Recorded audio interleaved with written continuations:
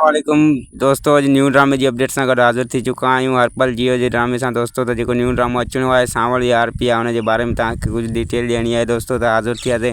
इन खां पहिरीं असांजे चैनल ते न्यू आहे त सब्सक्राइब करे हाल ते क्लिक कंदा दोस्तों, जीअं साथ हलंदो रहे, लाट ॿरंदी रहे। त बिना देर हलूं था पंहिंजे अपडेट जी तरफ़ तव्हांखे इंतज़ारु कोन था करायूं दोस्तों।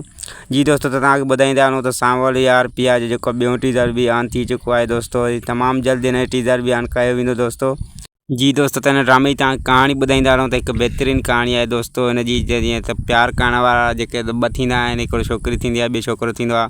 पर हिन जे विच में जेका कहाणी रखियलु आहे, त हिन ॿिनि प्यारु करण जे विच में जेको टियों माण्हू अची थो वञे, त ड्रामे जी कहाणी शुरू थी थिए ऐं माना प्यार में रुकावट बणिजी थो वञे उहो। ऐं ईअं ई हिन सांवल यार पिया ड्रामे जी माना कहाणी अॻिते वधंदी आहे। हिकु बहितरीनु ड्रामो जेको माना तव्हांखे मिलंदो ॾिसण लाइ दोस्तों। त हीउ जियो हरपल जो ड्रामो आहे दोस्तों। तमामु जल्दी जेको आहे त हमराज ड्रामे जी जॻह ते हिनखे हलायो वेंदो ऐं तमामु जल्दी तव्हांखे ॾिसण लाइ मिलंदो। जीअं तव्हांखे ख़बर आहे त हमराज ड्रामो पंहिंजी एंड ते पहुची चुको आहे, लास्ट हिन जो एपिसोड हली चुको आहे।